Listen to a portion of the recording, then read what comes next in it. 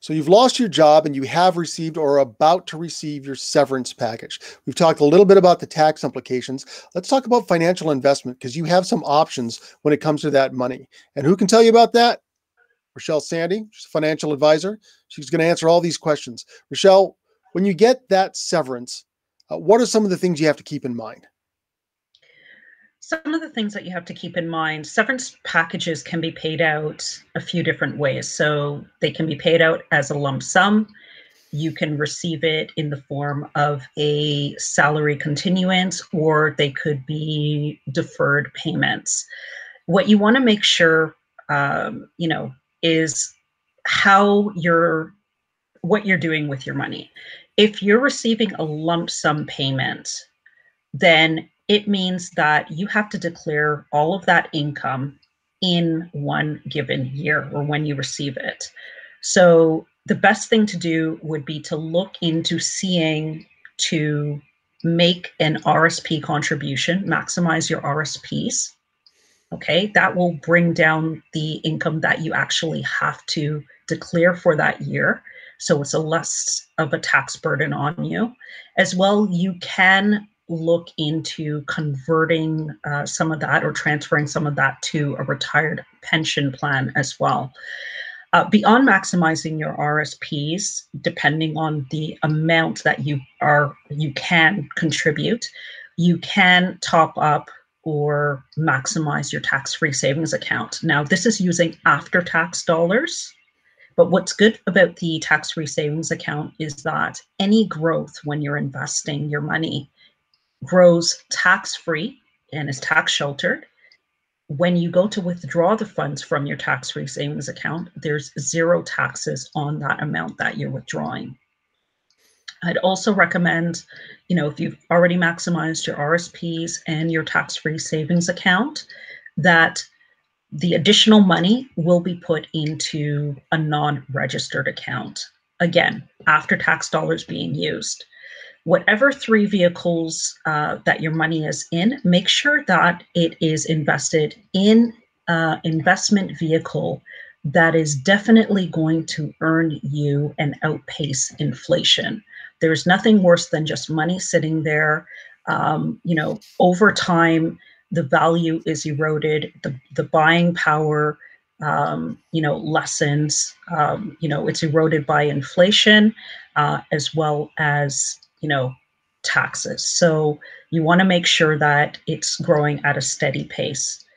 Now, beyond the severance package, what's very important is that you look into seeing what benefits you have with your previous employer.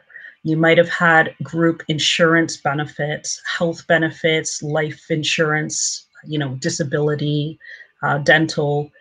Make sure you look into this, because after you get laid off, there will come a point in time where those benefits will stop, and you don't want that to happen. Make sure that you can convert it to an individual insurance plan, okay? Or you can look into seeing whether that your employer would convert that to or port that to your new employer. So a few options here we've talked about. In order to reduce the tax hit you're gonna take, because it can push you into a higher tax bracket, you can put money in RSPs. You can top up what remains in your available limit. There's also a certain amount you can contribute when you've been let go. I found that out when I was let go. You've got a tax-free savings account that you can use to, again, lessen the tax burden, and you should look into some new way to get your benefits while you still have benefits with the company. And often they do extend into the period where you've been let go. Use those as much as you can.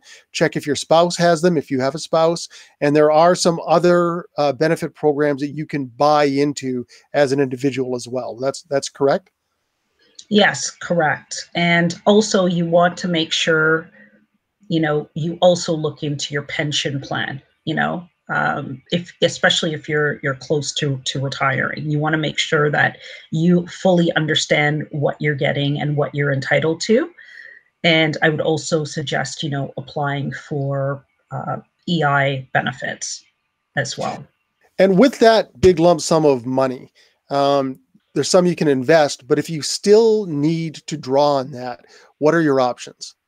So the money that is in the non-registered account, you can actually opt to set up a monthly or bi-weekly systematic payment. So while your money is invested, you can opt to actually have a systematic withdrawal payment, whether that be weekly, bi-weekly, monthly, quarterly, however you need to, whatever your needs are to facilitate, having this money accessible to you. So you can food on the table, pay your bills, hide some, or not hide some, but reduce your tax burden and invest at the same time. So there are a lot of opportunities with this severance you're getting. Correct. And everybody's situation is different. And that's why, planning is so important, especially around these times, right? So know what your options are, make sure you're making the right decision for your particular situation. And these are decisions I never make on my own. There are things I'm good at and things I'm not. So I have a financial advisor that I talk to. It's the only reason I have any money at all. So, and quite frankly, I didn't go to him early enough once I was let go. I was so dizzy that I didn't think everything through. So one of the reasons for this resource is to point you in a few directions. And one is towards a financial advisor. Correct. Rochelle, I've known Rochelle about a year. She is a good-hearted person. She really cares about the people she works with. So if you want to talk to her, that's something I would recommend, having a conversation with her at least, and if not her, seek out a financial advisor. But I would vouch for Rochelle. Thank you, Craig. It was a pleasure joining you today. Well, thank you so much for the advice. I'm sure it's going to help out a lot of people, and we really appreciate your time. Thank you. It was a pleasure.